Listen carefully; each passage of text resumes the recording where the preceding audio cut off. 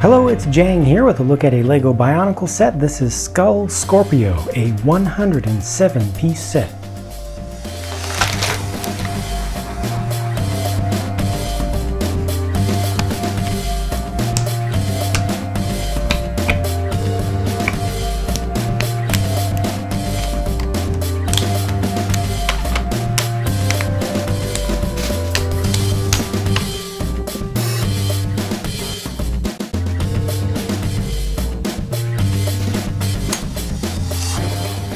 And there it is, all put together. The one villain from this wave that does not walk around on two legs.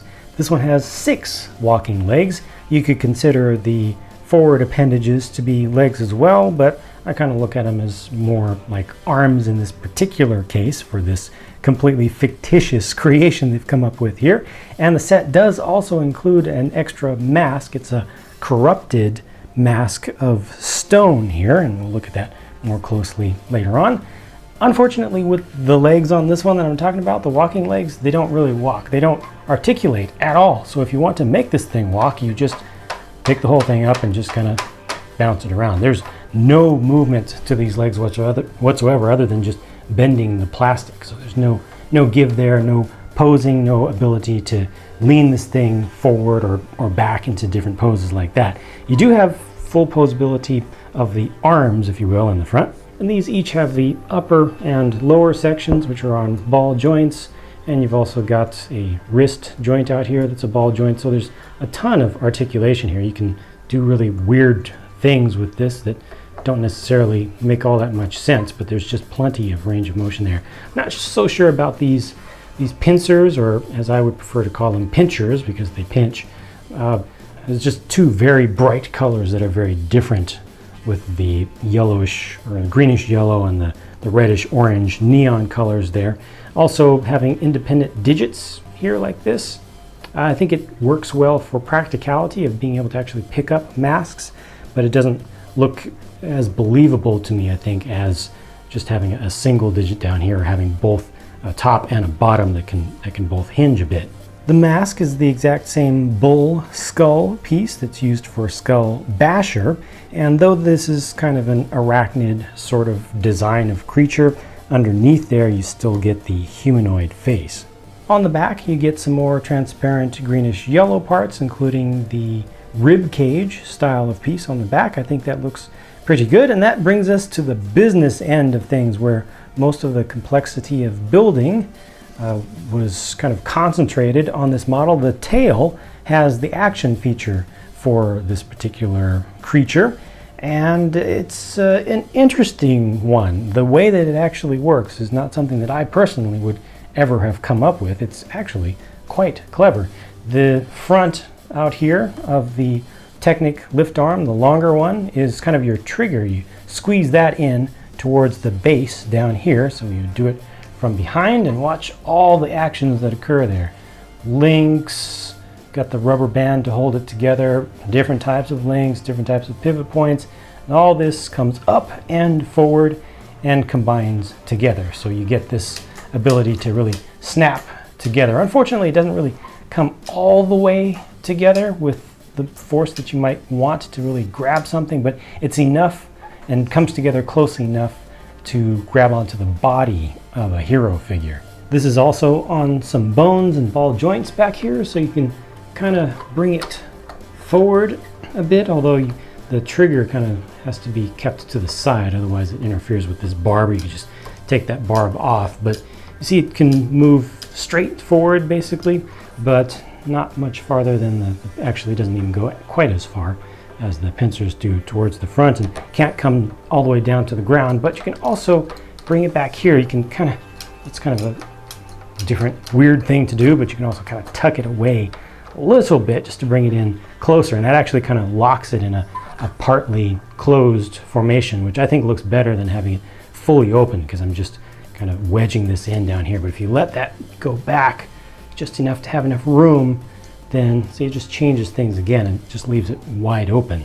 Now this corrupted mask is based on the golden version, the fully powered up golden version of the Mask of Stone, and it actually has mostly the transparent greenish yellow color rather than being mostly gold, in this case the kind of underlying color. Now that's going to vary from individual piece to individual piece, because this is kind of a little bit of a random insertion of the two plastics, and they kind of mix together at their interface. So you may find some of these that have more gold in them, or you may find some of them that have just a little bit of asymmetry from left to right.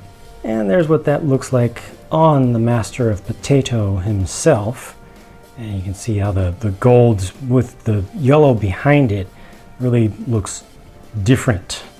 It looks like it doesn't really belong on this figure. It's a very different color. The yellow part goes perfectly with the rest of his accents, and that's according to plan, but the gold portion of it with a little bit of translucency to it just changes things up and looks very eerie to me.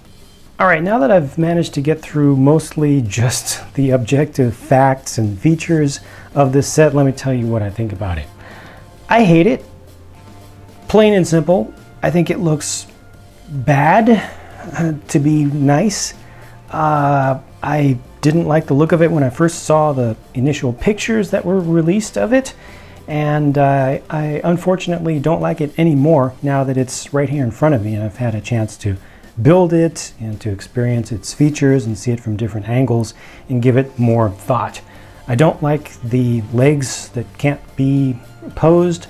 The mechanism for the tail is cool, but it looks just not right at all. It takes away so much from the organic style that these creatures are supposed to have, that it's very distracting to me. Very, very, very, very, very distracting. The humanoid head and the same style of face on there, I think is not integrated very well into this arachnid style of thing. It doesn't look all that insecty or whatnot to me. The colors, I think, clash in weird ways. The skeletalness of it all is awkward. It's not done in a way that makes sense to me, to my eyes, to my sensibility. Unlike the rest of the sets in this series, all the other ones, all the other villains, I think, pull off the bony look, the minimalistic look quite well. This one, I think, does not. There are only two things that I personally, subjectively like about this set, and that's the two exclusive pieces with the rib cage and also the mask. I want the set for those two parts. I don't want any of the rest. I have great respect for the Lego designers. They are not lazy. They work hard. They are under all sorts of crazy constraints that most of us do not understand at all. However, considering all that, I still don't like the end result, the final product that actually came out of the Lego group here. This one just does not impress me.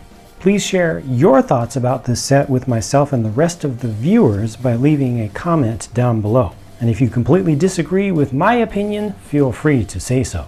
As always, the most frequently asked viewer questions are already fully answered in the video description, so be sure to check that out and click the links that have answers to questions that you may have. I've got more videos to bring you, so I'll be talking to you again very soon.